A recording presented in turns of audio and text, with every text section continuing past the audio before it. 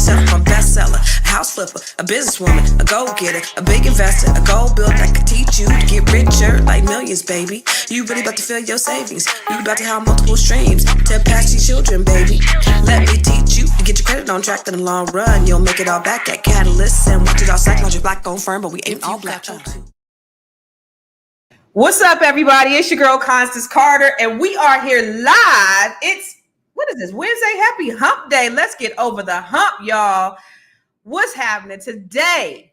I'm so excited because I have some really, really special guests coming on here. We're going to talk about some things that I think that we all need to understand as grown adults. Whether you're married, if you're in a relationship, if you're single, there's important things that I think that we all need to understand. But before we get there, I want to welcome you here, and I want to know, because I know we have people that watch from all over the world.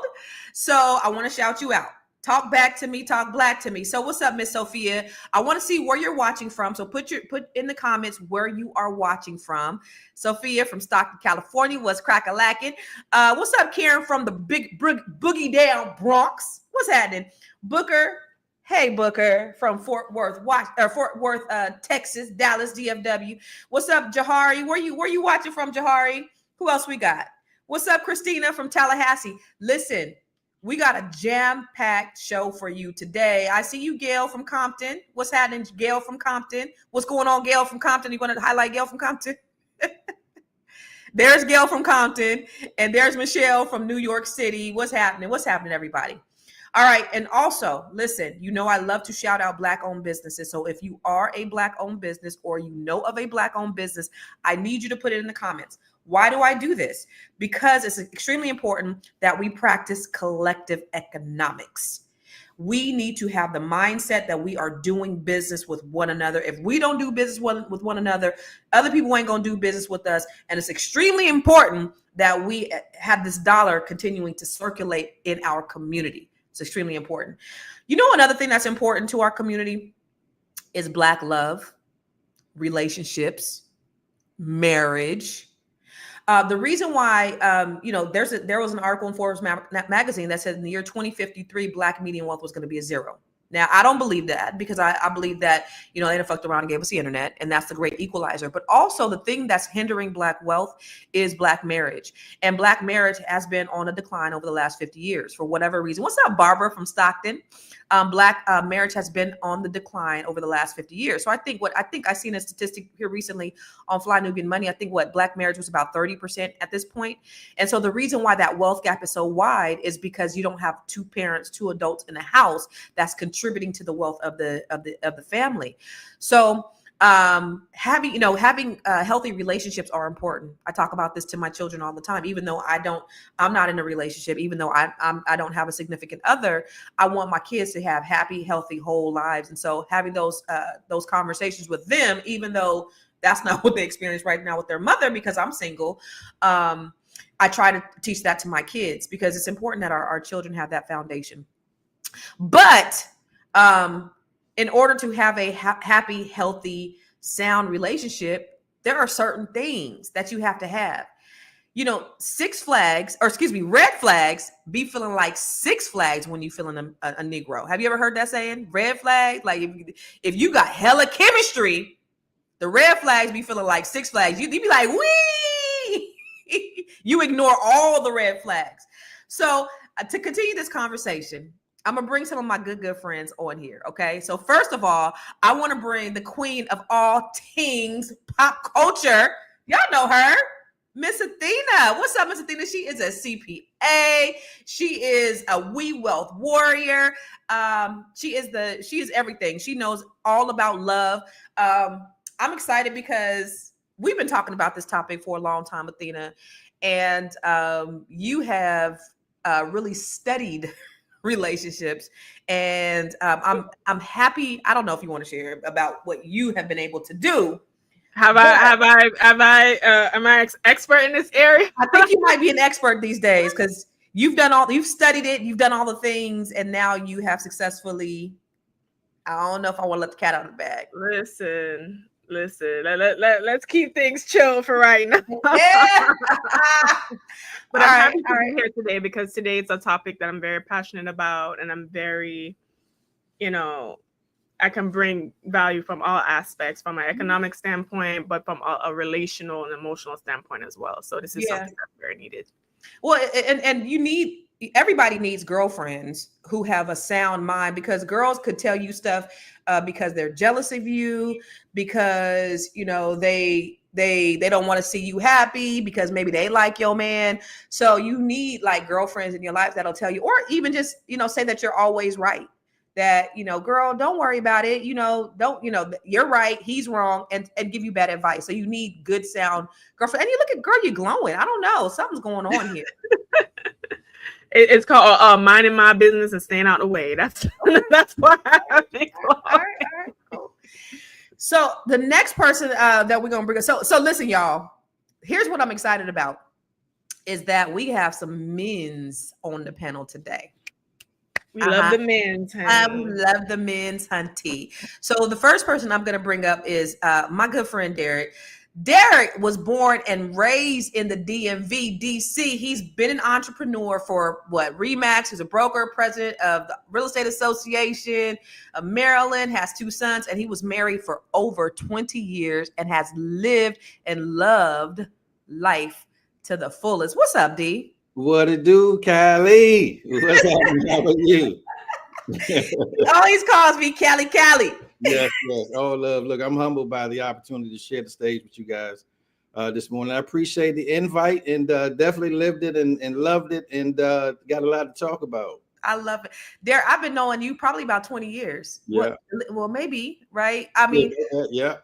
So the cool thing about my boy Derek is I'm business. So the great thing about me moving to the DMV is I knew so many people just because by virtue of business. So Derek and I, because he's in real estate, I would see him at conferences all over the place. Derek, I don't know if you know, I don't know if I ever told you, when I used to talk to you and pick your brain, you're so brilliant, you're so smart, and you would say little different things. I would go home and implement shit and put programs in place based upon conversations that we had. Love it. I love it. Every successful person in life got a coach or a mentor. If you don't have one, you dying. Yeah. So he's very, very successful. Also, are you still married? No. Okay. A good run. All right. 20 years. All right. An amazing run. That's a good thing. We have an amazing friendship. That's always a better thing. You feel me? I love that. I love that for you.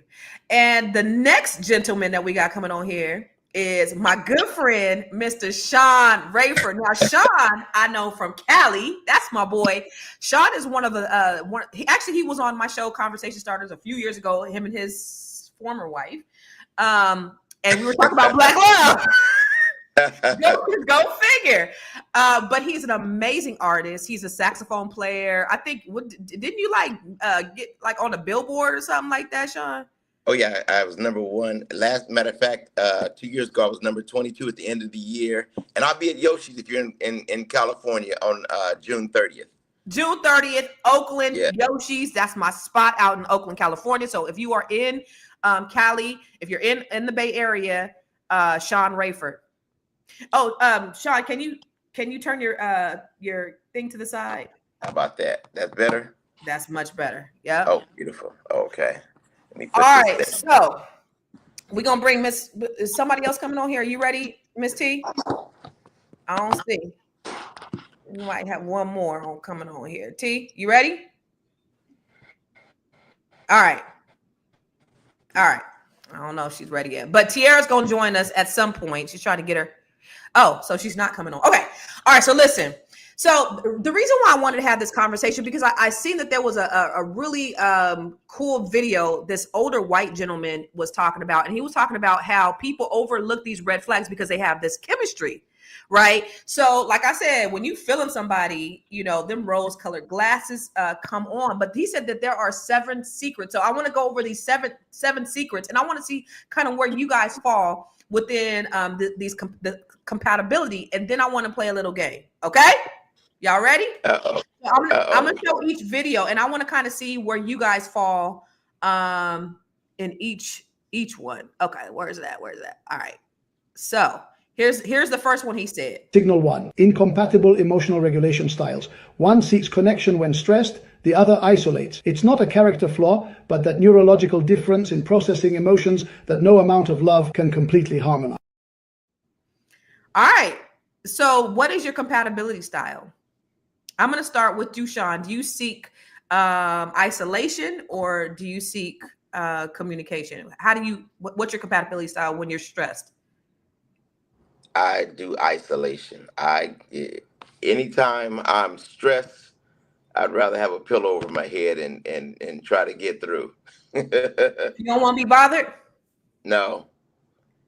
So basically what he's saying is if you're that type and then your partner like wants to talk, then there's probably a compatibility issue that will not end up making your relationship last. What about you, Athena? Well, it depends. In a day-to-day non-romantic relationship, I will isolate, but when it's with a romantic partner, I would want him to, I want to connect. But I find this in dating, that this is a difference that a lot of men and women have, that a lot of the men will tend to want to be alone and isolate and deregulate themselves and figure it out on their own and then come back, versus us, we kind of want to connect immediately and work through it together. Mm-hmm. So I've had to learn to give space and just trust and understand that at some later point we will discuss things. Okay. So what about you, Derek? Isolate or connect if you're stressed? I'm a connection guy. I'm a big personality guy. I'm real big on energy. For me, I believe that activity is part of the root of getting out of a hole. And I kind of have a no bad days rule in my mind that I feel like it's important. If we could talk through it, we could work through it. And so it's no getting in your igloo and getting under your turtle shell and hiding still. Let's work through it. And I think that's why therapy and things like that is so important. Most people don't have an outlet. And so we vibing and we together, let's talk through it because we can work through it. Because my perspective, on some things might add some value to your psyche. And, let's figure it out together. We're a team. Yeah. I would say, I don't know. Because I guess if it's somebody that I like, I would probably want to connect, right? That person, I would want to talk through talk through it.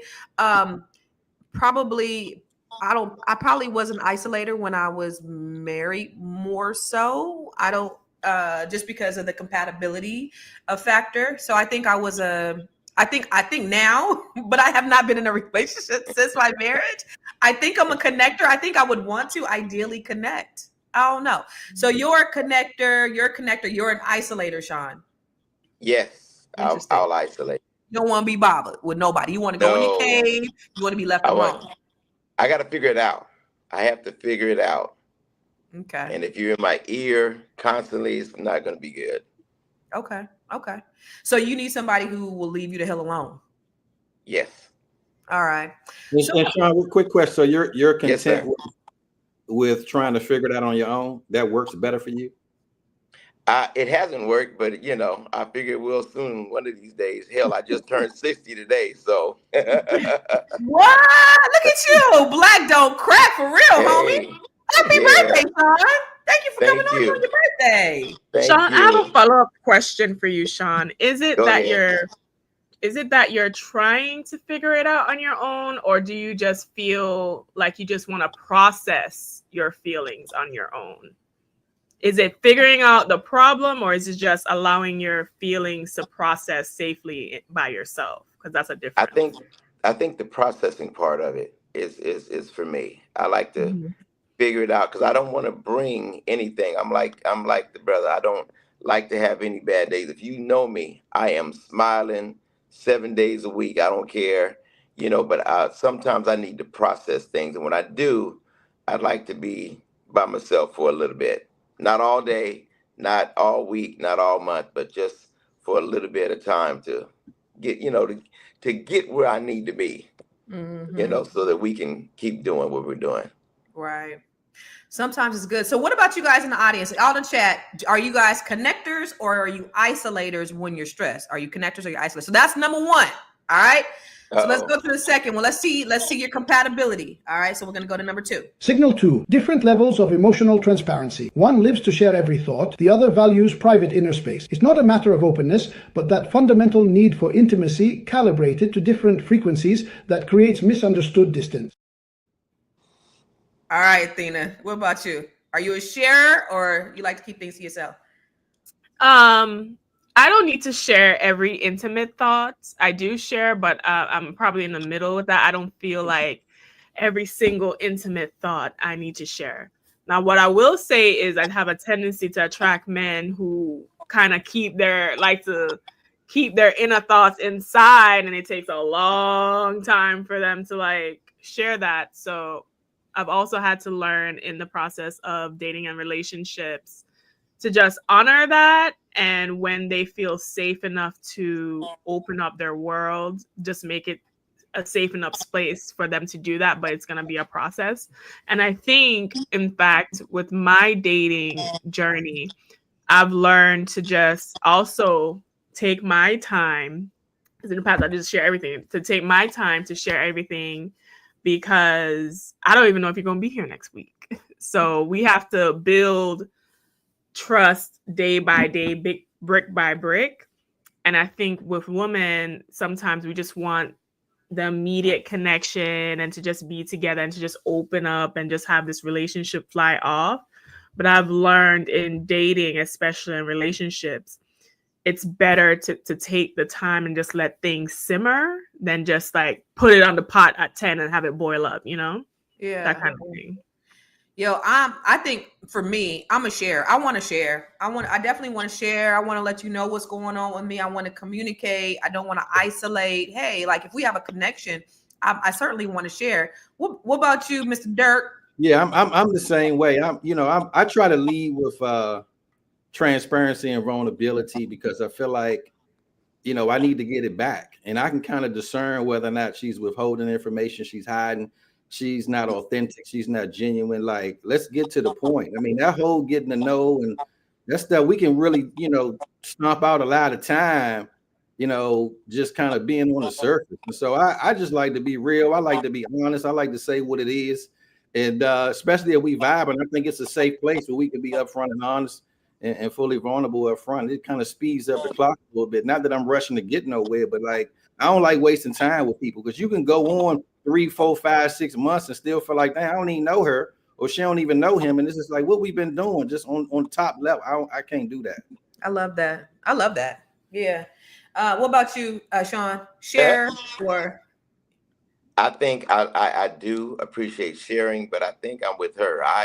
I'm about in the middle. I'll give you at the time what if we're in a relationship or we're trying to form that relationship, to me, I want to give you what I think at that time we need, and we'll keep going from there because I'm slow. I'm not going to keep moving fast, and I've done that. I've been married twice. That's it. I quit. I'm like, okay, hold on. Yeah, I tell everybody the honest truth about me is no more matrimony. I'm in the mattress-mony, and that's it. Wait, what does that mean, Sean? That means all we are doing is hooking up, and we gonna talk, and we can get to know each other. If you want to be with me, you can be with me. But This I man just don't. said the mattress-mony. Oh yeah, Oh baby, I'm silly pasta. I'm taking that word. That's the word of the day, honey. Mattress moaning. Hey, silly prostopedic. So, but I really do believe that at some point, as we get older, a lot of stuff like I'll go out on a date and I'll know in the first 20, 30 minutes, yeah, it's a wrap. And instead of me lying to you and sitting there, I'll just go ahead and pay for the bill. And I'm going home. I'm going somewhere else. I'm going to the studio, start playing my saxophone. But, I want to share what I want to share. Like, I got some people that I share my things with, but only a few I share everything with. Yeah. If I can say that. Yeah. Well, you know what? Listen, mattress-mony, and the fact that you keep it, that works. Now, listen, on the panel, that works for me. There's nothing that because I got that down to a science. Matrimony, 2 strikes. I think you get 3 strikes in baseball. I'm not getting up to the bat. I'm not getting up to the plate. But Sean, you're divorced. You just barely, ink ain't even dried on the divorce yet. So of course you're not in that space. Twice. Yeah, but you were married a very long time. Yeah, both of them. Yeah. So I mean, give it a minute, let it simmer for a little bit, because your ass ain't getting no younger, homie. You might want somebody to come and take care of you, so you won't be in the old. He just want a girlfriend. He don't want to put nothing on no piece of paper, which is fine. A man can, I don't argue with men about what they want to do as long as they know what they want to do and they're transparent about what they want to do. We have to honor and respect that. Don't play no games and act like you want one thing. And so if Sean says matrimony, then it's matrimony, and she can decide she want to be on that posturepedic, or she want to be on that whatever floats her boat. Okay, she might want to upgrade to like a sleep number or something, Sean. So I don't know, but I have one question to ask the panel, and I'm gonna be honest. Mm-hmm. How many people? Put up both hands. How many people with 2 hands up do you know that are happily married? I'll wait for y'all to sit up there. I will wait that not you think, not the Barack Obamas we really don't know, and Michelle, that you really know are happy. Yeah, that's the thing. I will wait. You know one, Athena? I think I know one. I think I know. Matt, I might know 2. Oh, my pastor in Stockton. Yes. Yeah. Okay. So now, why are we chasing what doesn't make us happy? I think marriage, and this is a conversation I'm having with my women's group, and the men that I date when we come across that conversation, because a lot of them have said, what is the point of marriage? Mm-hmm. I think that if you're only going to marry for love, then you should not get married. You do not need a piece of paper to love somebody. Marriage, to me, and how I view that construct, is for family, is for children, is for wealth building, is creating an institution. So if you are in a stage of life where you're not really interested in doing that, it's not necessarily necessary. However, that family unit and structure, if you are going to have kids and if you're going to invest time, money, and energy, then I think it's the best structure that we have in order to provide positive outcomes for the family overall and the children. So as far as, yes, there's a love element to marriage, but when I ask older people, including my parents who've been married 40 years, and the woman who I call my counselor woman who've been married 20, 30, 40 years, when I ask them what is the benefit of marriage, they love is never really the first answer. It might be the 3rd, 4th, 5th down the line. They say all kind of other stuff before the love, right? Because they understand what it's going to take to do that long haul. And it's really a sacrifice on both parties. However, and this is something some of my women's group I've talking, my generation on down, I'm a millennial. My generation on down, I don't think a lot of us are going to get married. I think marriage is a young person's game. Marriage is a young person. Marriage is not for, like, I don't think I would do it again either, because I don't desire to build with someone. I don't, because you already did that. Yes. You already had your kids and you already, got to a certain place. So that's why I said marriage is for family. Yeah. What you think, Derek? Would you get married again? No. I mean, I quick fast. I got married. Like this panel. I love this panel now. I really do. I got married at 25. So I've been married my pretty much my whole adult life. I'll be 50 this year. And I think marriage for me was a great opportunity. I have 2 boys, almost 14, almost 17, to her point exactly.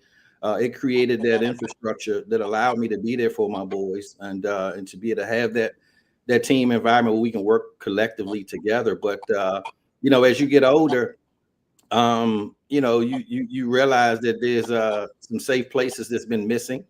Just some things over time that you feel like we just grew. You can grow apart. And so for me at this point in my life, I'm not the matrimony guy. But at the same token, you know, it's just all fun, good vibes, having a good time. I do think that women over 40 typically who've never been married before, you know, when you start to engage those friendships, it does create some level of pressure, you know, with a lot of men, and so it could be a turnoff. We'll get back to the flag conversation, but you know, I mean, I think it's just one of them things when you've been there, done that. I mean, it's a lot of work.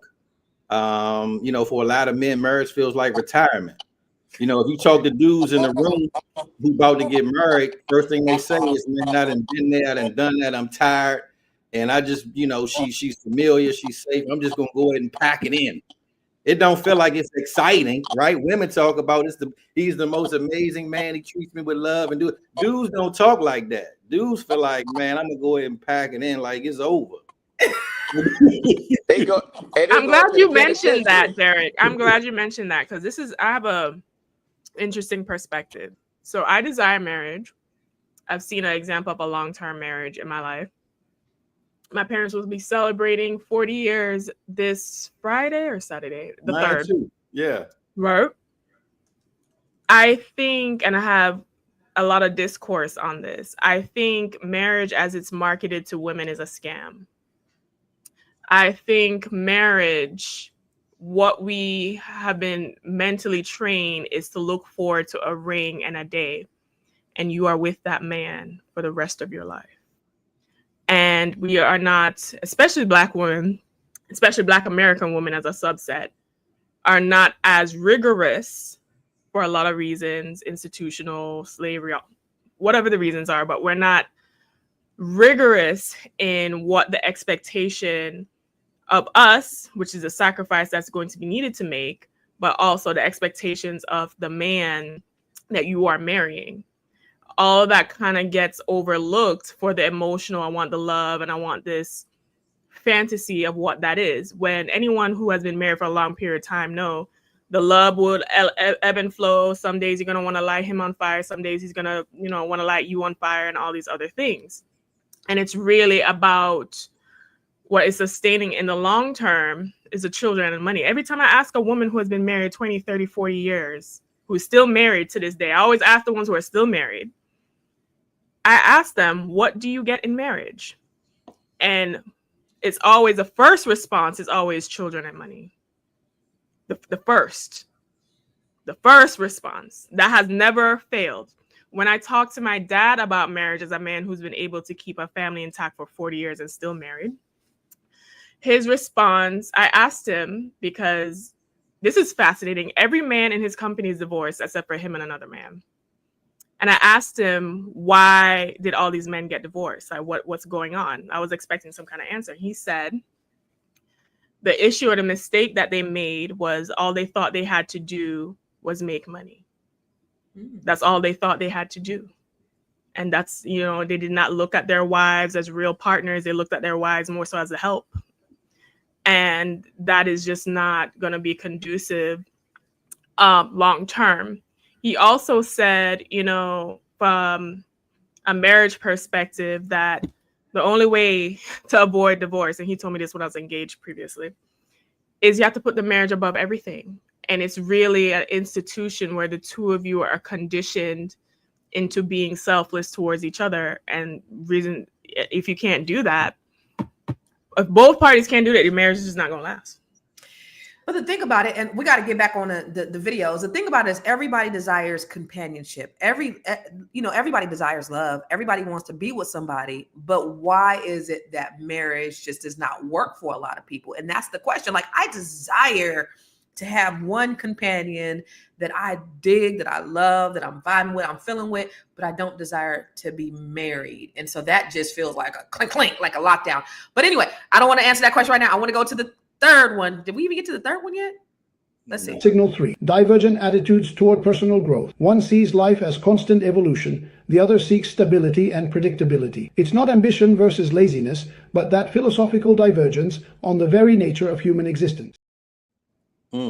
This is huge Because when you have one person that seeks personal development and growth and is introspective, and one who don't give a damn, you find yourself 20 years down the road, and one person may be the same person that they were when you first got married, and they're like, look, you've changed, and you're like, look, you didn't.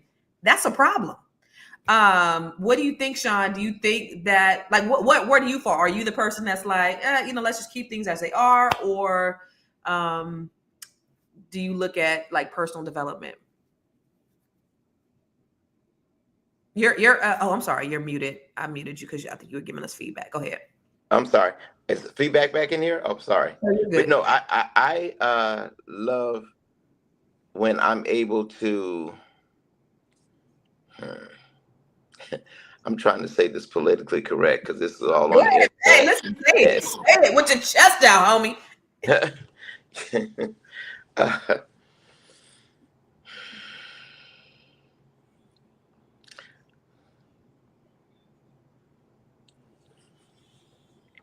What's the problem? Ninja, say it with your chest out. It's so easy to say matrimony and get away with that on the internet. Go ahead, say it. But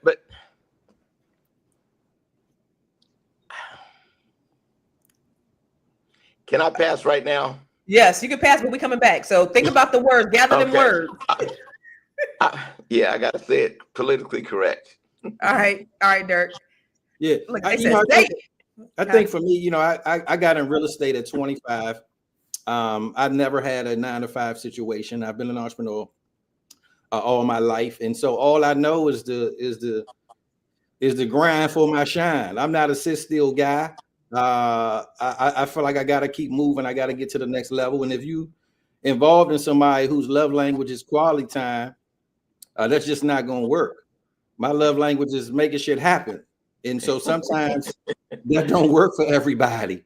And so for me, I'm not a sit still guy. My first mentor used to say to me all the time, if you sitting still, you ain't going nowhere. And so for me, I just got to always keep it moving.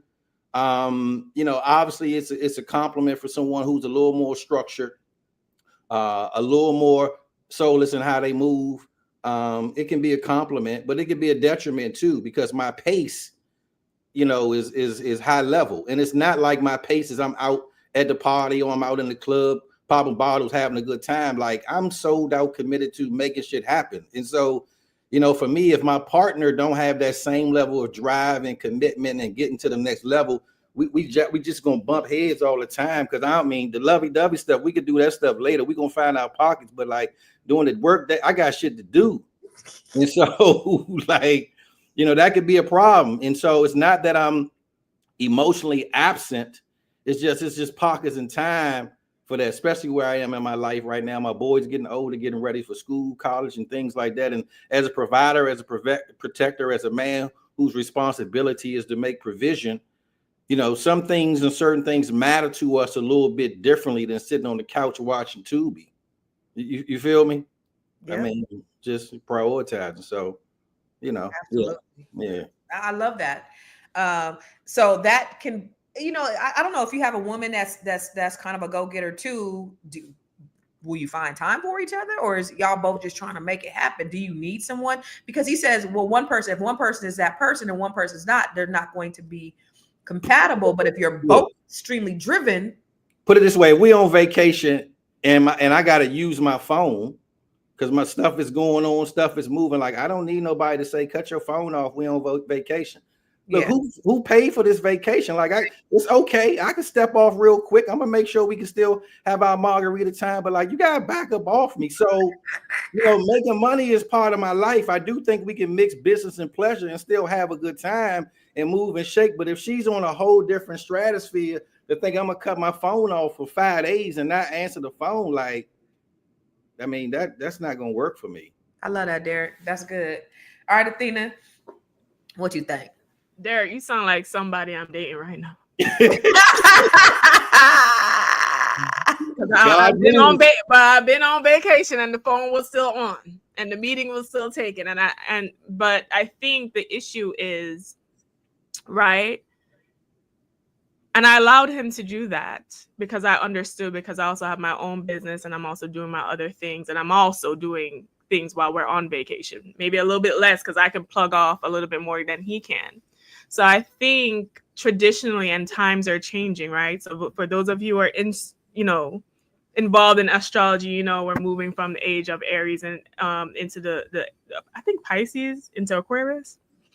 And what that means is traditionally in the past, we have gotten together because of cultural and religion and certain things. Right. And where time is shifting, that relationships are now going to be based on mindset, who you are as a person. Are we compatible?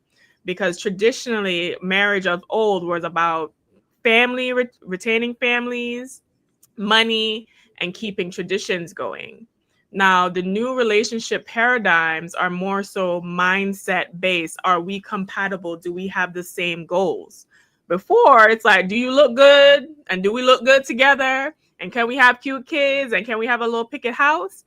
And the level of conscientiousness and mindset and really trying to understand and see if we are in spiritual alignment together was not at the forefront of most marriages and relationships. So I think even with a generational shift, or even a shift in the time period we're in, now relationships are actually requiring and demanding more from a mindset and a conscientious perspective than it was before. And we're seeing, as all of us are trying to figure out the clashing and the conflict and us not coming together as we navigate that new space.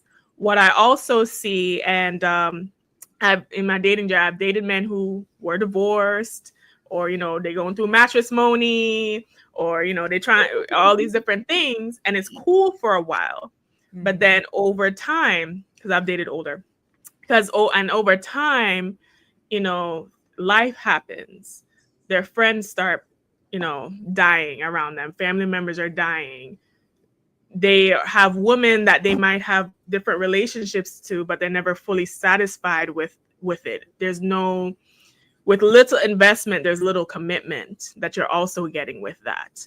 So what I find is a lot of these men do not have the emotional safety and outlet that they still desire, even though they have more freedom to move around. And in the end, they do still feel unsatisfied in those relationships. Yeah. So hold on, real quick. So the vacation with the dude that was on the phone, did that frustrate you? No, because we have similar mindset. I also have my own business. I'm also doing a lot of different things. But I'm also kind of different. I don't need to be 100% of your world, because I already got my own world going on. I'm goddess. I already got my own world going on. So you need to find, a lot of women are trying to find, this is in the relationship scam. Yeah. A lot of people in general, because I say some men do this too. You are looking at relationships as a reprieve from the work that you need to still actually do on an individual level. Absolutely. You're looking for someone to complete you or to make you feel whole from whatever that work is. Relationships that are truly aligned will always, for both people, come together, encourage each other's purpose, journey, and self-actualization. But the reality is, most relationships, that doesn't really happen. It's usually one person still trying to push towards like the video was saying, growing, learning, expanding, and another person refusing to do that and actually dragging the other person down because they're afraid that person's going to fly off and leave them behind. Yeah. So as everyone, whether or not you want a marriage or a matrimony or whatever the situation is, because I don't judge, like whatever, because I know what I want for my life, so it's no deal. We all have to look and say, okay, is this person as a spirit, as a being, enhancing, are we both enhancing each other's self-actualization, and are we both still doing our own work within a relationship? Because usually one person don't want to do their own work. The relationship's supposed to be the goal, and then after this they self-abandon and give up everything that they were working on or who they wanted to be, or lose themselves in a relationship. And that's a big mistake. And a lot of women make that mistake too. A lot of women. So before I'm gonna ask you, do you got your thoughts together, Sean?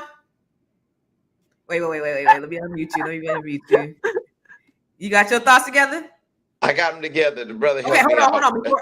Before you give us your thoughts, I'm gonna go to a quick Grow Your Money commercial, and then we will be right back.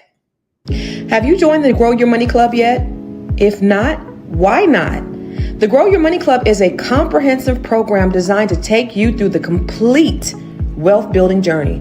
We don't just offer random courses, we guide you along a clear path, starting with fixing your credit and becoming a certified credit expert, to building your business, increasing your cash flow, diversifying your portfolio, and ultimately letting your money work for you. With over 30 trainings designed to increase your net worth, you get to either purchase the trainings individually or go through the 12-month roadmap. Here are just a few of the courses. From campus to cash flows, this is teaching your children to become real estate investors. The Wealth Map training shows you how to eliminate your debt, increase your credit, and diversify your revenue streams. You can learn to write your book using ChatGPT. Learn how to build your online community. What about 8 ways to make money using AI? Oh, and here's 7 online revenue streams to fund your $1 million dream. How about learning how to purchase tax deeds or land banks? What about getting started in government contracting? If you're a rookie, the Real Estate for Rookies training has everything you need. The Business Blueprint training will help you build your business foundation, get business credit, get business funding, and learn how to pay yourself so that you can scale your business to the next level.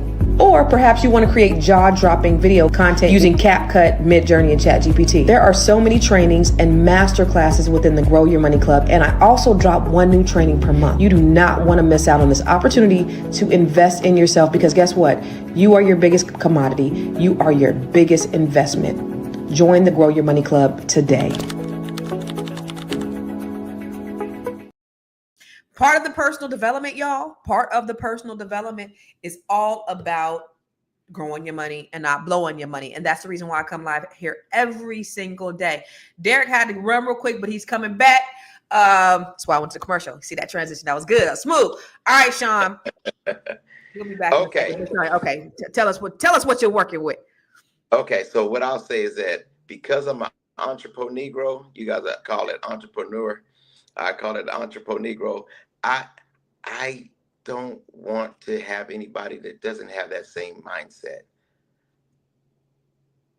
Any sister that has a job,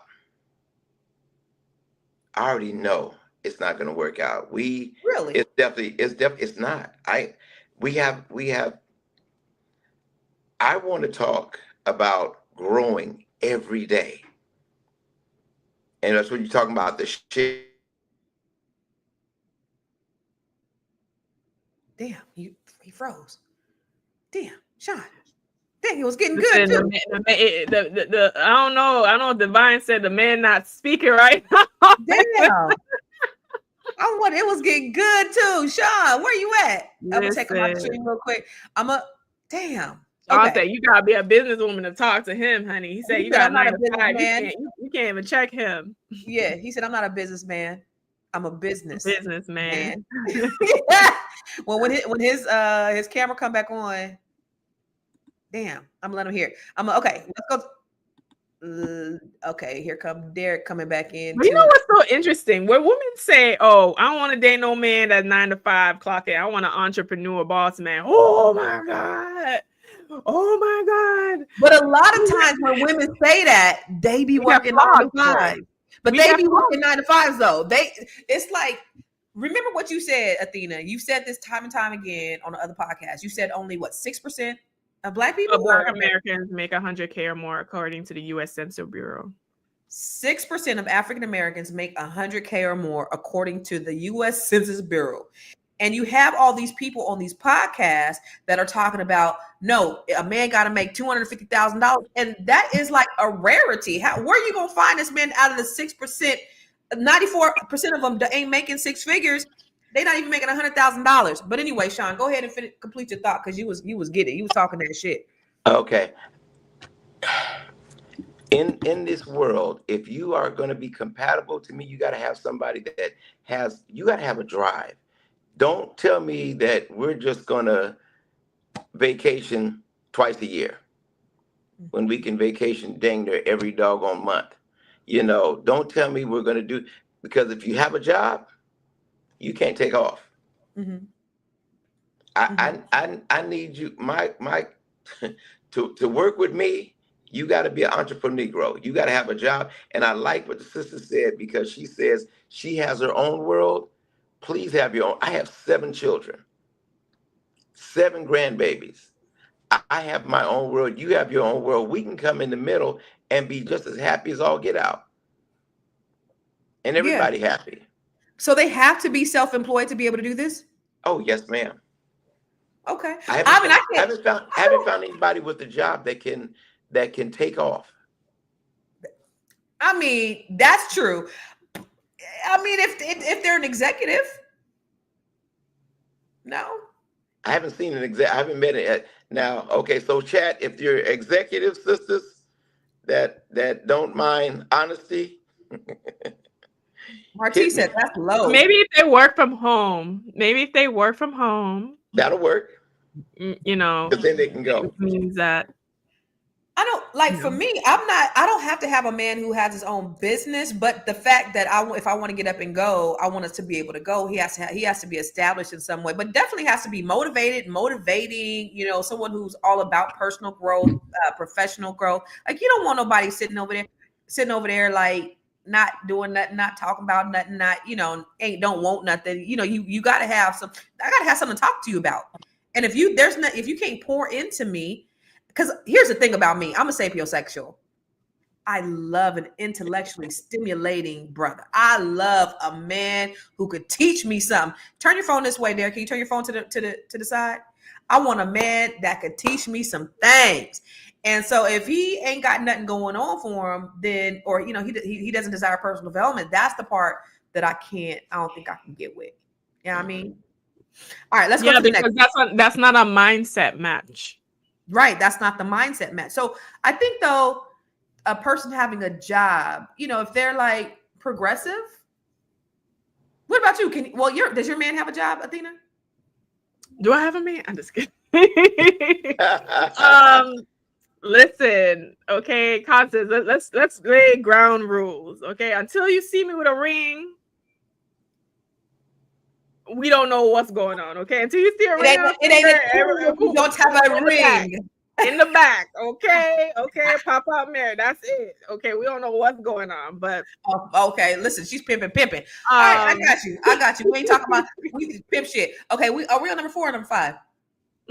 4. 1 to 4. Okay, we're going to number 4. Dang, we only on number 3. Shit. Okay. Signal 4, conflicting views of sexuality. One sees sex as a physical expression of desire, the other as a manifestation of emotional connection. It's not high libido versus low, but that conceptual gap on the very meaning of physical intimacy. Now that's man versus woman, though. Like, women see sex as an emotional connection, and men is a lot of times just dropping off their semen. I mean, which one are you, Derek? Are you the emotional one, or are you just dropping off semen? What you doing? You're muted. Are you? He like this? Say dropping off semen. I mean, that's what. What was it? Baby gravy. That's a new term for it. All right, I'm gonna ask you, Sean, while he over there in the car spinning. Are you Derek acting like he got a Boost Mobile or Metro PCS phone today, honey? Listen, we can't connect on nothing. Oh my God. Okay, so Sean. Yes. So is there emotional connection with you, or is it just physical? Physical. Yeah, at this point, mattress mode, like, yeah, you ain't getting caught up. No. So has it always been this way? I am open to the extra, but it's going to be time. It's going to take time. Yeah, absolutely. Yeah. But in your younger days, were you ever emotionally connected in that way? No. Is that a man thing? See, we are on the internet. Y'all know I'm not trying to be Cat Williams and get caught up and get I will say this. Boys are taught to conquer at young age. We play football, basketball, baseball. It's always a competition thing. It's always, so when it comes to that, you get your first taste of that. It's like, oh my God, I got to get another one and another one, and another one. And like, you know, you guys say maybe it's the if we had, you know, parents married for 40, 50 years, you know, that we saw in a loving relationship, it wouldn't be so. But I've seen, you know, brothers come in and out of my mama's life that wasn't worth shit, you Yeah. know, and I wish they'd have been as honest with my mama as I am. Yeah, you're not going to come back to me and say, oh, you know what? You said no, but Yeah. it's Yeah. visible That's because interesting because I don't know how my boys are going to, because my boys, they've never seen me with anybody outside of their father. So it'll be interesting how they approach relationships because they've never seen anybody in and out of over here at all. But that'll be interesting. And it is when you said that, you know, you haven't seen a man, your mom, well, was your mom married to your father? no. So had you seen a healthy relationship amongst your parents at all? Not with them together, but like them with other people? No, I know my grandmother really raised me, and my grandfather was a tumbling rock. You know, say Papa was a Rolling Stone. He was a tumbling rock. He Without was that. everywhere.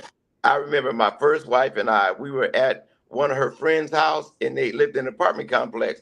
I saw my 81-year-old granddaddy coming out of this 35-year-old chick's house, and Wow. he married my grandmama, and they put up with that crap. I Yeah, like they see, could have been separate. and that's what it is. When you talking about, you know, oh, y'all need to stick around like grandmama did. Look what grandmama had to put up with. Look at the shit grandmama had. Man, Ain't nobody finna be doing all that. Derek, so we talked about sex. Some approach sex as just a physical transaction and some emotional. So for you, how do you approach sex? Being almost 50, for me, I'm at a place in my life. I mean, I gotta fuck with you tough in order for me to give my goodies away, right? and so, but it's easier for me to trust the vibe of the relationship if we sexually engage. It's almost one of them things. If you allow yourself to be vulnerable and give your flowers and your goodies up to me, it's almost like I fuck with you more. I mean, I hate to say it like that, but it's like that level of confidence and trust in the vibe that we share, like it makes a dude want to go harder. I can't speak for all, but I'm saying for me. I mean, and so it's emotional because of the fact that I mean I'm only intimate with those that I'm close to. I'm not the be out of town and meet a random in a bar and give her money. Like I'm not on that young dude type of shit. But for me at this point in my life, I mean it's an engagement. I rock with you, we cool. So there is some level of emotion. Then we sharing that time together because we're not kids no more. So it's not just an act of immaturity. It does mean something. It carries some value. I love that. Okay, that's good. But I What am about more the give me my way, you get your way type. wait, you more what? Give me my way, you get your way. Oh, well, all right. Well, okay. Athena. Well, thank God Derek believes in reciprocity because a lot Yes. of men be like, I want my way, and then I'll think about giving you your way. So at least I can respect that. Intimacy is very important, and as a woman, that is an emotional connection, and I think it's important that you maintain it as such. If you're a woman specifically, and you get to the point where you are engaging with men and there's no emotion behind it, there is gonna be some inner work that you have to do there because it's gonna affect how you connect with a man that you actually want to build a relationship with. I don't Really? think it's healthy to disassociate so much with your emotions, you know, your emotional nature. And I think a man has to honor that. I do not recommend for women, especially in a dating process where you're meeting a bunch of different men to have sex with all of them. I'm not going to tell women when and where they should not have sex. What I'm going to say is a lot of us make a mistake thinking that if I have sex with him, he's going to love me and appreciate me and uphold me and all this stuff is going to happen from that. And that is not the case. sex does not guarantee anything. So if you're thinking making yourself open in that way is going to guarantee something with him, that is also not beneficial thinking. Let me say that. So you're saying, let me ask you, so because I want to be clear. So women who approach sex transactionally, you're saying that it'll be harder for her to connect when she meets somebody that she's trying to build with? That's interesting. And I think the big issue with dating as well is, and I had to come to this conclusion too, because before I never really had to date. I met the guys, the two significant relationships I had, I met them through school, I met them through family. I didn't know that my environment was like filtering out men. So those men were very traditional, came from a 2-parent household, parents still together to this day, degree. I didn't know I was meeting like a what would be considered like a small percentage of like Black men in particular. Once I got into the dating pool and I realized what the entirety of the pool was, I think the difficulty now becomes you are being exposed to now what is considered the predatory nature of men, which you've been kind of shielded from because you've only engaged with your brothers or your dad or men in certain spaces where they have to like behave or put on actually some kind of decorum, or else they'd be looking like a banshee out here. So, but when you're dating now, and it's on a one-on-one dating situation, you get exposed to like just unpleasant behavior is what I'm going to call it. And now you have to emotionally, at the same time, be open enough to make a connection with someone, but also emotionally guard yourself.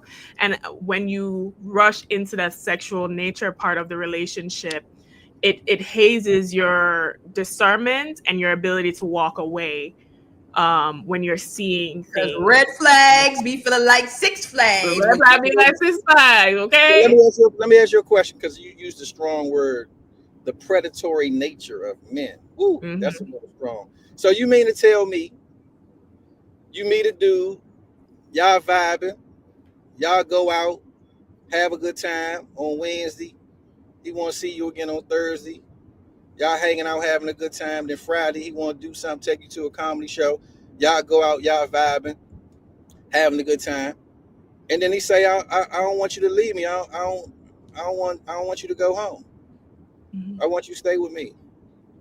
And where are we staying? We can stay at my house. We can go back to your house. We can get a rooftop, great view, lots of windows, overlooking water. Whatever the vibe is, that's what we do. And the chemistry is good. Y'all connecting, and I mean, we grown.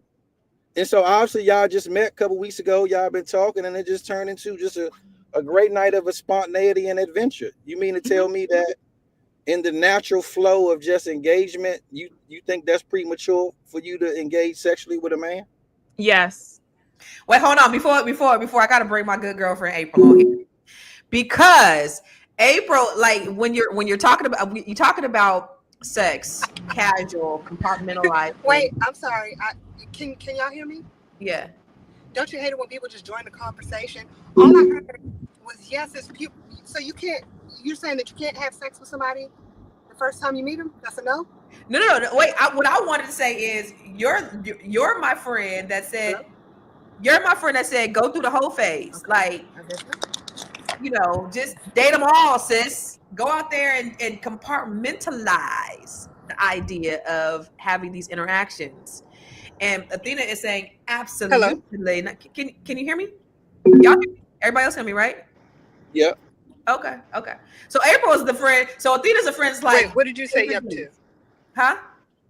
What? I can hear you. Okay. So what I'm understanding, I just want to make sure that I'm hearing correctly.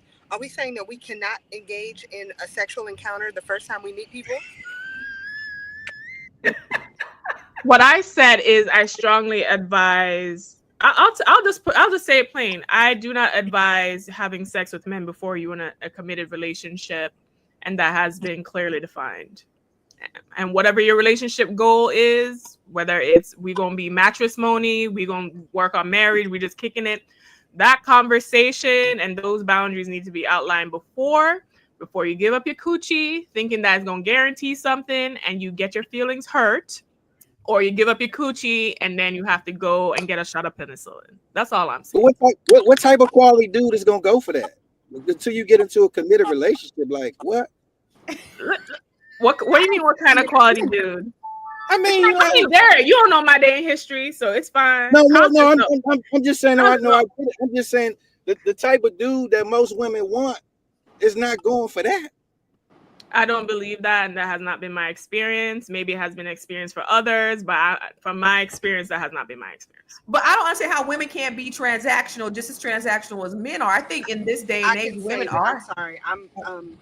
I'm a person who believes, and I'm married, so I guess I can't really be a part of this quote unquote conversation. However.com, I strongly believe that if your cooch is interested in the person that you are sitting across from, that it is perfectly fine for you to engage in whatever you want to engage in at any time, period, if you're at least of age of consent.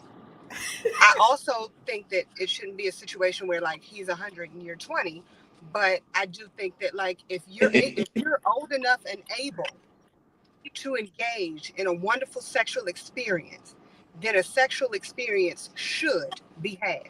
Now that's just me. What do I know?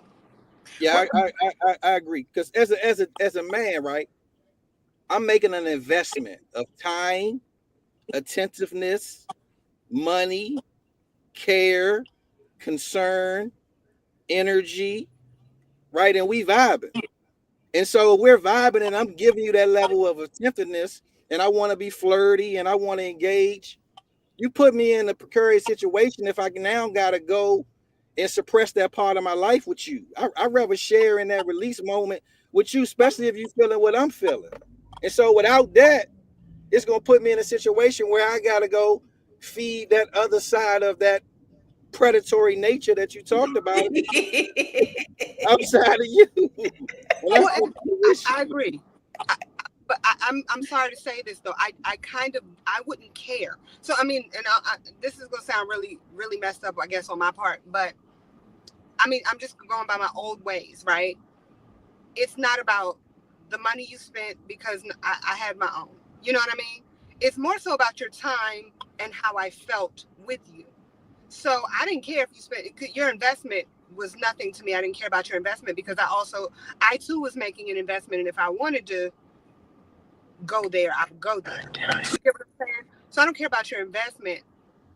I care about how you made me feel. If your investment made me feel good, then I would move on it, if that makes sense. But because I think that the problem is when it comes to a lot of women who feel the way that you feel, right? A lot of women feel that way because they're like, okay, well, he's just making the investment because he wants to sleep with me. And then you have a lot of guys that will, quote unquote, make the investment because they just want to sleep with you. So it's more so, I don't care about your investment. I care about how I feel about this particular person. So if you are giving me the vibes that I need, then you'll get the vibes that you need. Okay. So hold on. Let's go to there's a couple more. What are we on? We on number 5? Or we on number 6? What? Signal 5, fundamentally different risk tolerance. One thrives in uncertainty, the other in security. It's not courage versus fear, but that neurobiological calibration of danger perception that influences every shared decision. So one thrives in uncertainty, the other thrives in fear. So basically, this is saying these are the 7 silent red flags in a relationship. Can you be with someone, or he's saying you can't be with someone who thrives. If you thrive in fear, you can't be with someone who thrives in certainty. Right? There's a lot of dead air going on. Okay, so, what? All right, this is what I will say. Traditionally, dating and relationships. Dating was a courtship phase to solidify a relationship, and traditionally the men were paying to prove financial soundness, because women depended on men for that financial security because they weren't working or they weren't institutionally of the past able to make their own money. Dating now today is almost like soft prostitution. So instead of you paying to demonstrate gentlemanry, to demonstrate financial soundness, to demonstrate an investment into I actually care about you beyond whatever lust I'm feeling in the moment, the predatory nature of men. Now it is a down payment for this coochie coupon you want to redeem down the line before you even say, I actually want to be with you. I actually only want to have sex with you. I actually only want to have a relationship with you. I'm not saying people don't, whatever people do never is not my business. I'm not saying people can't have that experience. But what I'm saying is, especially specifically to women, if you're thinking doing that is going to guarantee, because a lot of us have it in our head that this is going to make him love me more, and it don't guarantee nothing. So okay, let me do this. Let me do this. So I agree with that. But I also, to your point, now you were talking about back in the day. So back in the day, then if that's the case, we were pimped out because our parents would pay money for us to get married to somebody, and that would be the first time we ever slept with anybody. So I mean, if you want to look at it from that perspective, all right, it's listen, always been some type of money exchange anytime you're talking about sort of vagina.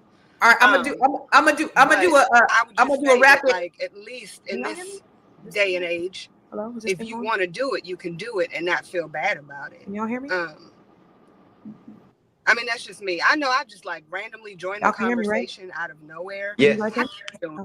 I hope everybody is magical. I'm that person who April always has something. April, can you hear me? Maybe April, can you up, but I won't. Maybe she doesn't hear me. I don't think April hears me. Can you hear me, April?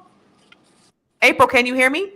So I hear what you're saying. I'm sorry that I disagree. Do you hear me? Do you hear the words that are coming out of my mouth? On the same page. Can you guys tell her that I'm talking? And it bothers me. I don't think she can hear you, April. Hey, April, Constance is talking to you.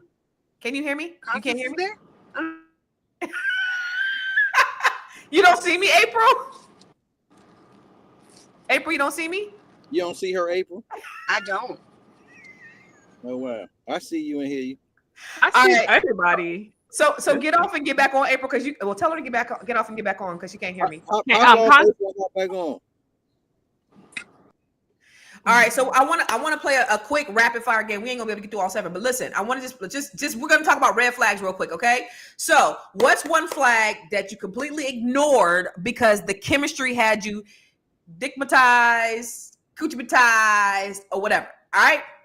So, love bombing. Has anybody ever been love bombed? Oh yeah, of course. I love being love bombed.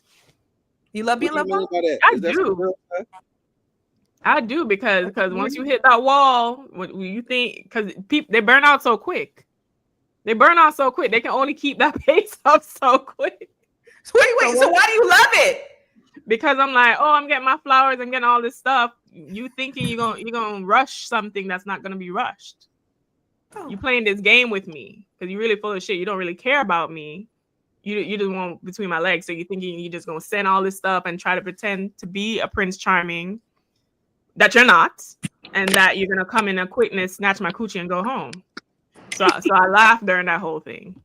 So you like love bombing. So have you overlooked certain red flags because of love bombing? I have. No. Hey, no, I was green. Anybody else? Anybody else been love bombed? I mean, I think that's a woman thing. I don't. You don't think women love bomb men? Maybe because a lot of these women be like, oh, the first I'm gonna do this, I'm gonna cook, I'm gonna do this, I'm gonna do this, I'm gonna do this, I'm gonna do this, I'm gonna do this, thinking that it's gonna make him love you and be quicker, and that doesn't work. I don't know, dudes don't talk about stuff like that. I'm a leader, I'm a doer. I'm not sitting back waiting on. I don't know. That's never crossed my mind. That's some girl stuff. Love bombing. Yeah, I didn't even know what love bombing was. I'm glad y'all enlightened me. Yeah. Okay. Yeah. Wait. What is love bombing again? Because I'm sorry, I had to jump off and jump back on. Dude, faking love bombing is. He playing games. He faking. He trying to manipulate the situation to get some coochie. It ain't. It's not genuine, authentic, and he playing face. Have you ever overlooked red flags because of love bombing? No. Okay. Yeah. Okay. What about men who want you to meet their parents people who want you to meet their parents super quick? Is that part of love bombing? That's red flag. Yeah. That's a red flag? You know, me and my mom like best friends. My mom had me as a teenager. She's just a loving personality, energy. If I bring somebody around my mother, it ain't because you about to be my girl or nothing like that. It's I need to stop by my house. I left my charger or my phone. Come on in. My mother cool. She gonna show you love and we keep it moving. Let's go back to the movies. Like it ain't no she the one. Like it ain't, don't take it the wrong way. And we just on some cool shit. Okay. That's still absolutely not. And I'm gonna say, because what happens is you have a lot of women that believe that you introduced me to your mother, even though you like, nah, this is just cool shit. I'm just stopping by here. They're like, oh, but I met his mom and she was cooking. You know what I mean? They don't do that. But the way my mom is, she know the script. Like she know how to. She's not giving her all that. Like she just Doesn't also matter. know. Well, yeah, man. Because she saw you with the last one last week, so she ain't really even tripping. You just bring Your them. mom doesn't care. You don't care. But that woman is like, oh my God, she's going. Listen, she done left your house. She went home, and on the ride home, she called all of her friends and was like, guess who I met last night? And that's absolutely not. Yeah, well, I'll make sure I contextualize the follow up to make sure that it's just some shit. For real. For real. All right. What about somebody who does the Grand Rising Queen, Grand Rising King? Like, you know, They're usually poor. Oh my God. I've noticed that as a trend. You know, some men, you know, men lead with what they have, right? Some men lead with, you know, the emotional compliments because they can't afford to buy a meal for you. And, wow. you know, or they asking for donations, or they wearing a kufi hat and living in a, saying that, you know, as long as we have love, we can live in a cardboard box together and be fine. So, wait, though. I think that April said the ones who be on the mattresses on the floor. Now that's a difference. That's the difference. Let me tell you about the mattress on the floor, honey. You got one cup, one plate, maybe even two plates. Ooh, honey, if you got two plates and two forks and a mattress on the floor, oh my God, I promise you, you will have your back blown out. Amen? You will have your back blowed. Blown. Blown. Queen Somebody and all ask that. how old the women are. I want to But know why they want to know that answer. Yeah, I don't know about all that, but in the morning, if I'm thinking about you, I'm gonna share it. I'm gonna let you know if I'm thinking about you during lunchtime. Hey, I mean, we're gonna communicate if you're on my mind. Ain't... All right, go to your meeting, Derek. We'll hit you. Thank you for coming on, sir. Appreciate you. I appreciate it. Nice to meet all y'all. All right, baby. Nice to meet you, doctor. Okay. So, the mattress on the ground, sis. That's that A1. But to your point, they will never have anything else to offer you except the mattress. Wait for it, on the floor. Okay? All right, so let me ask you this. Somebody who listens to these raggedy podcasts, the red pill, blue pill podcasts, I think all women are a certain way, or all, 50-50, or she got to bring something to the table. Are those red flags? What do you red flag? But red flag. 6 red flags. Where I agree with you wholeheartedly, do you feel the same way? Because I'm sorry, Constance, I have to ask this. Do you feel the same way from a woman's perspective? Because we're saying that it's a red flag as it relates to the men, right? But you have so many women who are like, yeah, I don't understand why I'm not living the soft life. This is what a man needs to have. A man needs to have this job, this job, this job. Phil, if you don't preach. Say it again. If you don't preach. I mean, I'm just saying, like, that's the thing that makes my ass itch is we'll talk about, well, he ain't got enough money. And where, but he can get money. Like, that's the beautiful thing about the fact that, like, we're people and we can advance. I don't like the whole 50-50 because I think we talked about that, Constance. Like, the whole 50-50 thing makes my ass itch too, as well, in addition to. But I think that if we're gonna say we don't like it, because I agree with you, I don't like it either, right? But I also listen to a lot of podcasts where I hear women do the exact same thing, and I'm like, I don't like that either. Like, if we're gonna bash, we can't get mad at them for bashing. Yeah. I feel like you should be able to be okay with dating your economic level or higher as a woman. So if you are a woman who make $50,000 a year, you should be okay with a man making $50,000 a year or higher. Don't go below. Mm-hmm. Okay. And I think that's fair. That is, oh, sorry, Constance. No, go ahead. Look, I yield to the mic. Where I do think that is fair, right? What happens to those women who are making $30,000 a year and they're like, I don't understand why, or I'm only dating a man who makes 6 figures or above, because yo, I know her. Like, I know her very well, and she's like, you know, and I'm saying that like as if it's a specific person, but I come across these women every day. So what would you say about those women who are like, because what I won't do is woman bash, because I think women are freaking awesome. Mm-hmm. But I think that we also need to have a little bit more of a logical mind when it comes to how we date. And it's like, what about the woman who makes $30,000 a year who only expects to have a man who makes 6 figures or above? Well, if she can manifest that for herself, I ain't gonna get in her way. But the issue is, it's not necessarily a dollar amount, because men who make more money than you don't really care as much about your salary. But there's differences that come, and this is a conversation we can have for another day.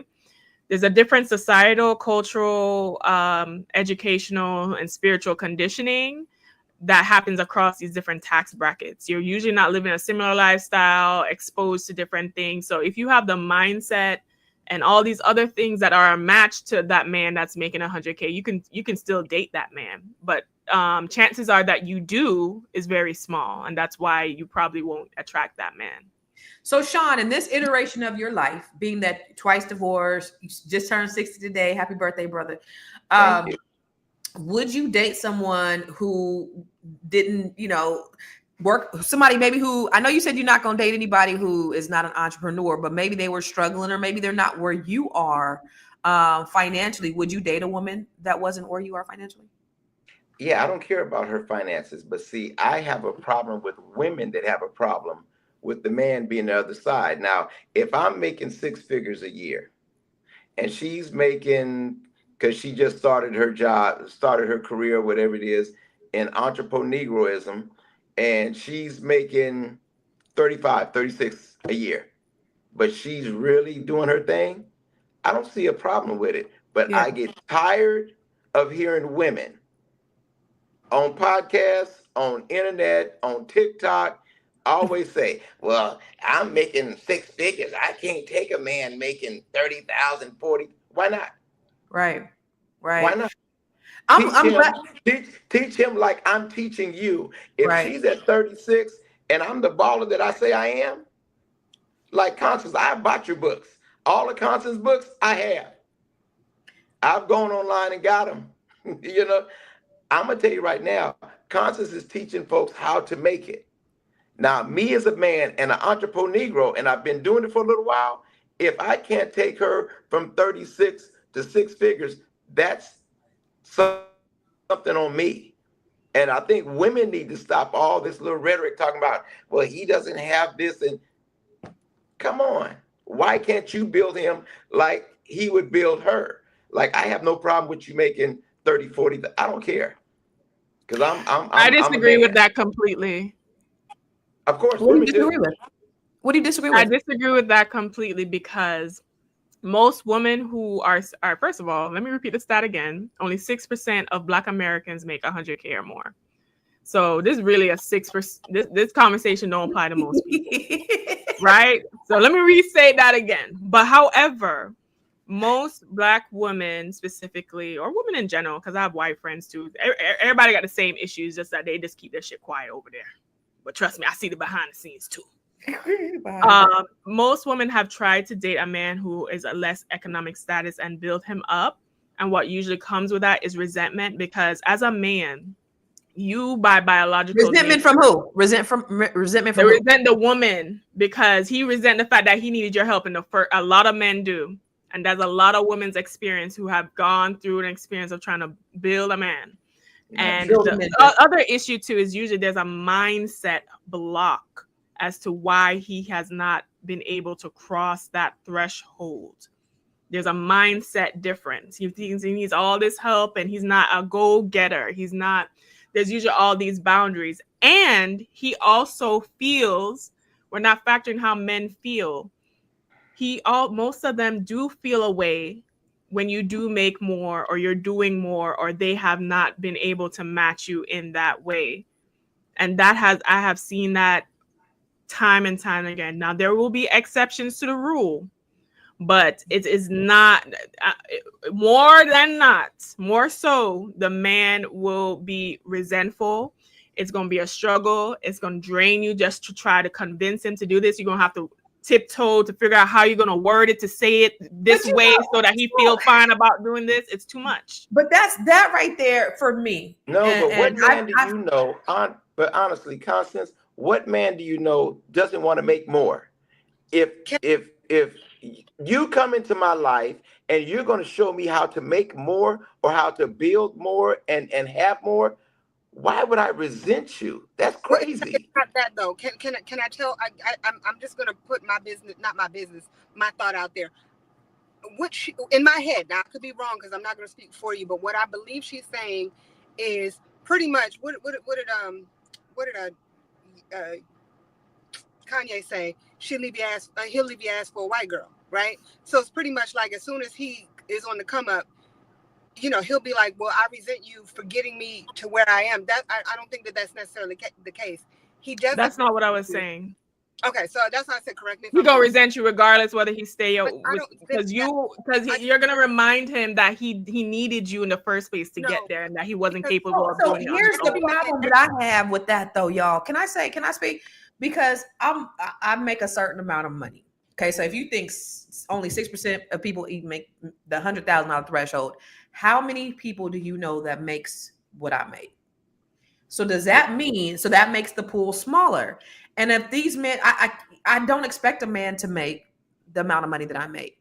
And so does that mean that he's gonna if I find somebody who doesn't make that much, he's gonna resent me? Like am I? That's crazy. That's what I'm trying to say. I have to disagree because I think it's how you help him. And I think that that's what the biggest problem is when you're dealing with how women in this day and age, let's go back to the quote unquote podcast that we see on a consistent basis where there's a lot of male bashing going on. And female bashing. But I mean, I'm sorry, I'm focusing on this topic. The issue is it's typically like, you ain't shit. You ain't this. Now I got to be the one to help you to get to where you are. And that's what it's like. We're constantly throwing it in their face. Yeah, the disrespect. So what a man, and one thing that I also do hate with a passion is when men say what women need and when women say what men need. If you listen to oftentimes what men say about what they need, they say constantly that they need respect. And that's it. They're like, I don't care about anything else. As long as you show me respect, and 98% of the time, then you're going to get all of me. So it's like, if I'm respecting you as I'm helping build you, then you're going to be built.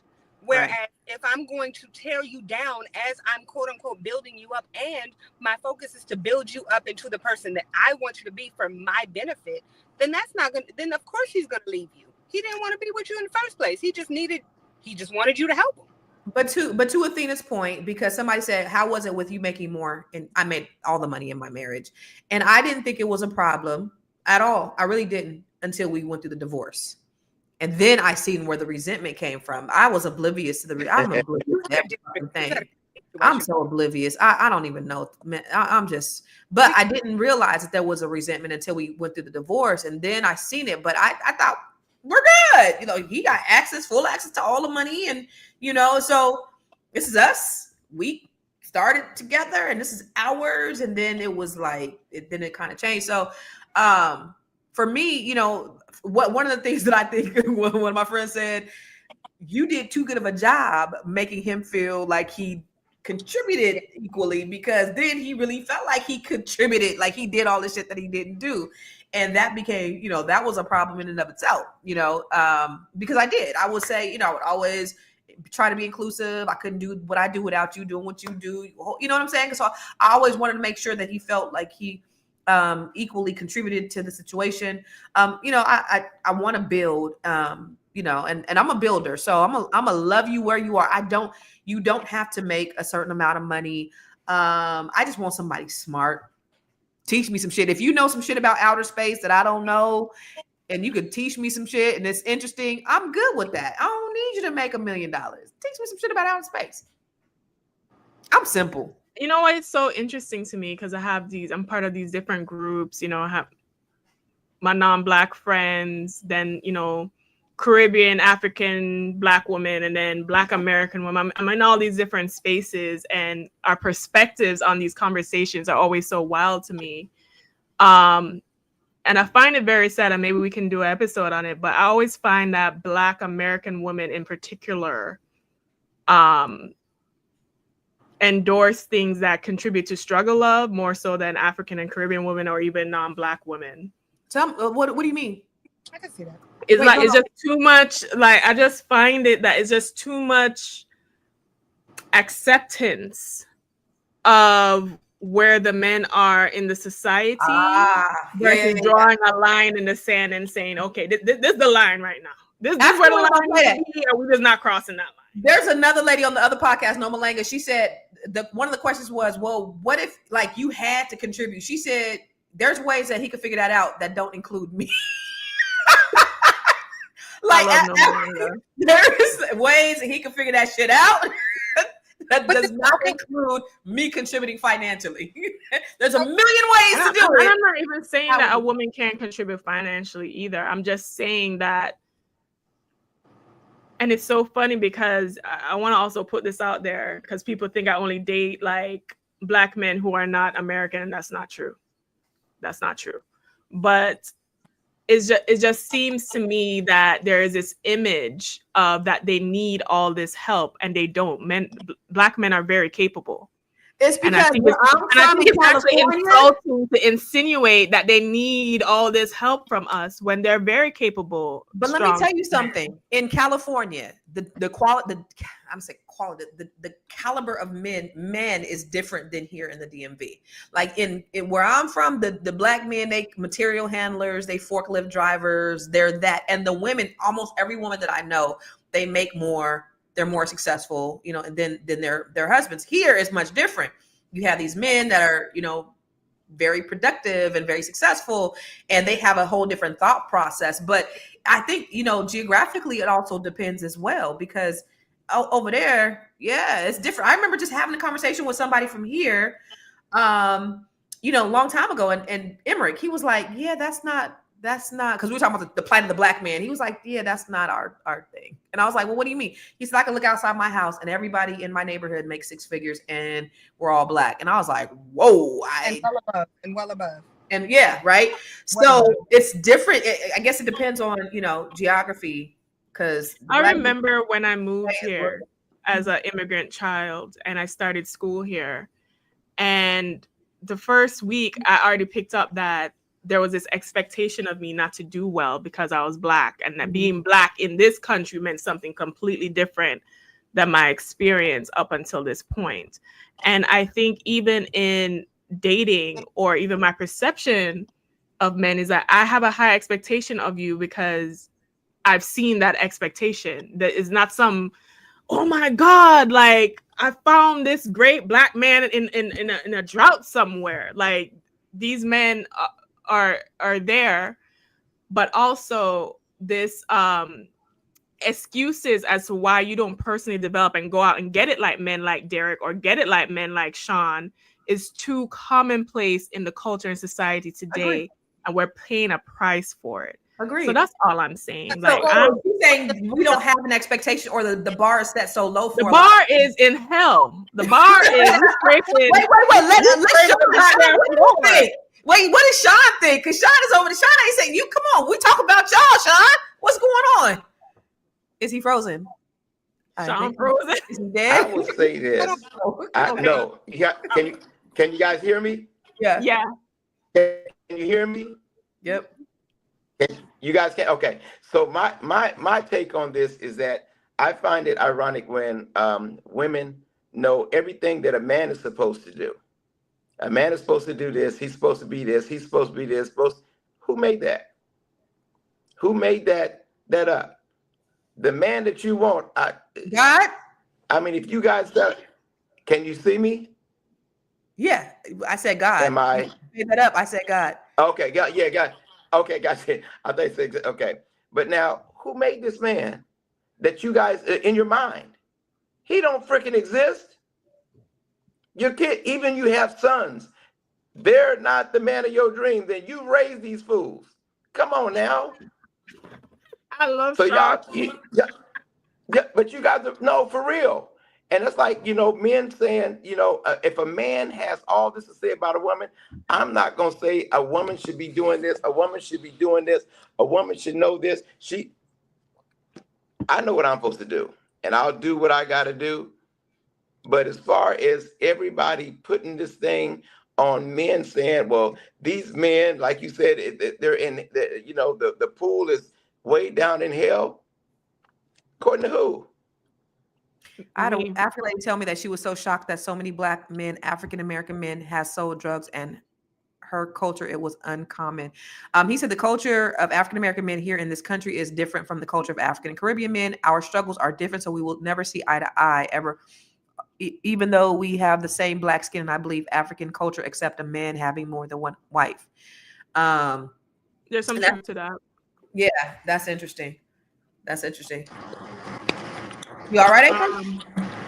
But I think what you're saying is true, because a lot of times, you got the arrow? A lot of times, especially like when I see like different forums when they'll say, men, what is it that you don't like about this? Or what is it that you don't like about that? And then you have women answering, and they're like, we ain't talking to y'all.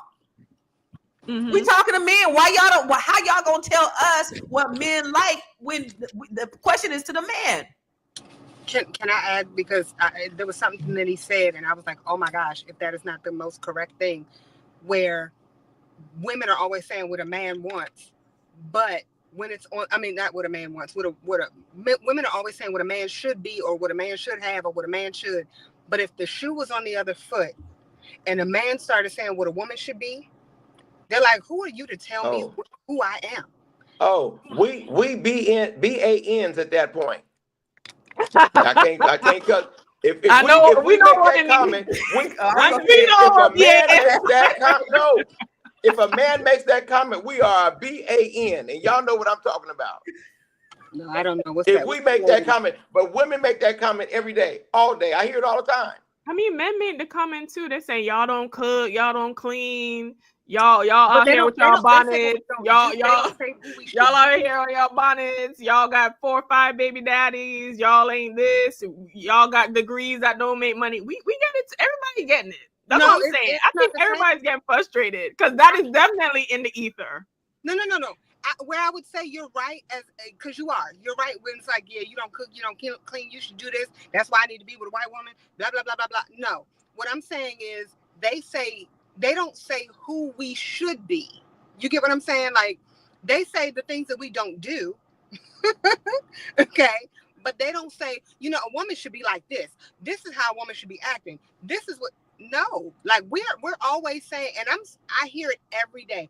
A man should be providing. A man should be doing this. And a man doesn't turn around and say, preach, I'm not going to be with a man. I mean, I'm not going to be with a woman unless she does this, that, and the third. They're like, I want to find the person. Huh? I've heard that. Okay. Listen, let's wrap. I got to go to another podcast. Okay, give me one more thing to say though, Constance. Go ahead. Can I get one more thing? I want to say again to all the women that are raising young men. Is he what you would want? No. And I'm gonna tell you right now, in your minds, they don't freaking exist. Wait, what? All that kind. They only they only exist in your minds. The man of your dreams, the man that you say we're supposed to be.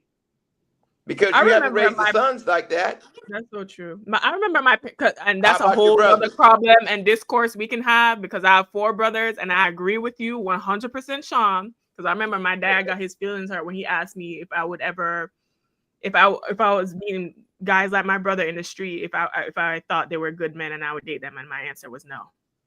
And my dad was like, You know, I rest my case. I rest my case. Can I say something before you go? Yes, ma'am. I just want to put it out there. This has absolutely nothing to do with relationships. Actually, it does. If you want to meet amazing people who are intelligent, I can tell you that it's only $15. Only $15 right now. Get financially lit. We have an event coming up June 5th. That's right, June 5th. DC, it's time to get financially lit. Join us Thursday, June 5th at Focus Social Club for a powerful evening of connection, cocktails, and conversation. Meet wealth builders, thought leaders, and game changers ready to pour into you. Live music by the incomparable April Sampay.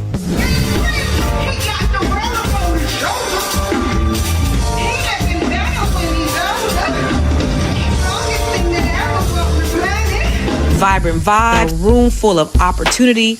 Bring your brilliance, bring your business cards, and come ready to elevate. Grab your tickets now at getfinanciallylit25.eventbrite.com.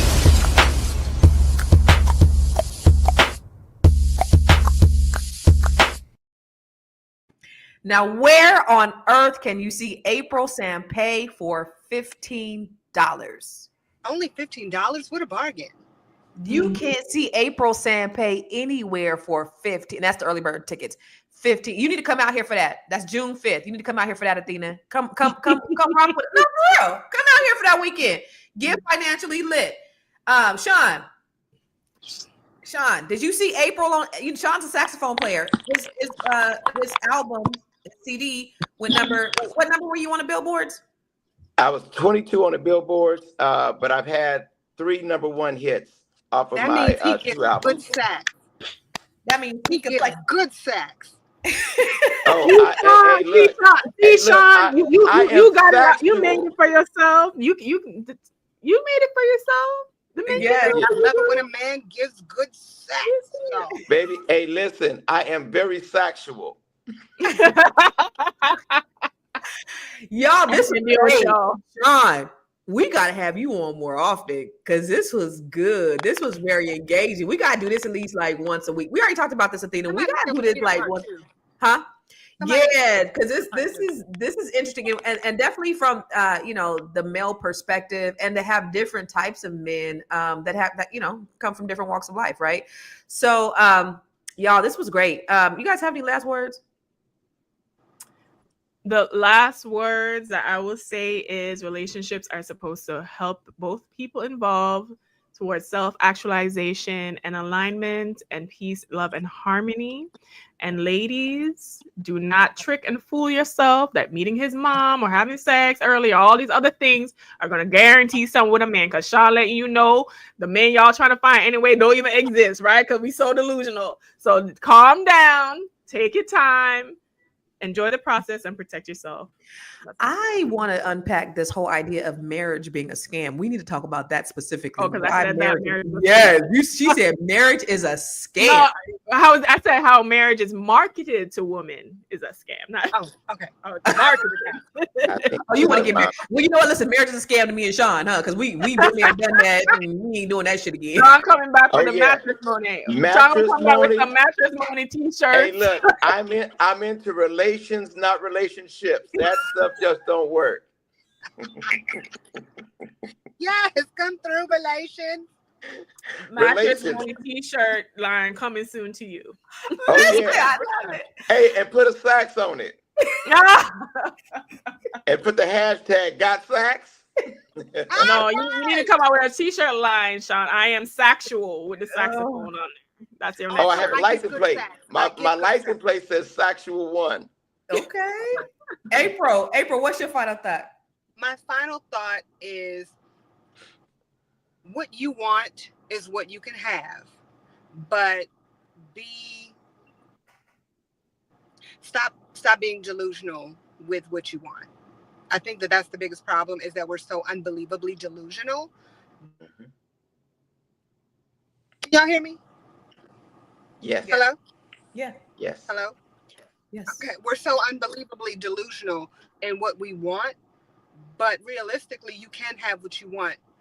Number one, you have to work for it. And I think that people aren't willing to work for it. So that part. Also, the second part of what I want to leave people with is get financially lit. Y'all make sure y'all are in the building. So buy your tickets right now.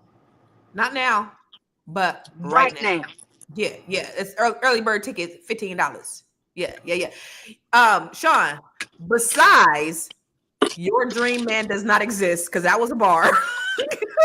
That shit was a bar. What are your final thoughts? My final thoughts are this. You guys have been living on earth 10, 20, 30, 40, 50, 60, 70 years, and you can only name maybe one or two people happily married. Now, happy relationships would be so much better. Just get somebody that you two get along and you can do what you want to do and enjoy yourself. You know, those y'all want to get married because that's your best friend, have at it.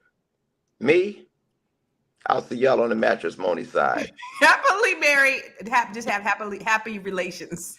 Happy Wait, did y'all relations. just catch that? Did you just My say ship mattress sailed a money? long time. The That's what he relationship, said. my ship He said sailed. mattress money? He said mattress-mony. Yes. I that's love what he said. mattress money. You know what? I swear, Sealy back in the Posturepedic. day when I was single, I would have used that. So that is a good one. Keep it and put it on a t-shirt. Constance, what are your last words? Well, listen, let me just tell you this. Chemistry can light the fire, but compatibility is what keeps you warm. So y'all do not ignore the smoke because it feels good. I'm gonna leave y'all with this.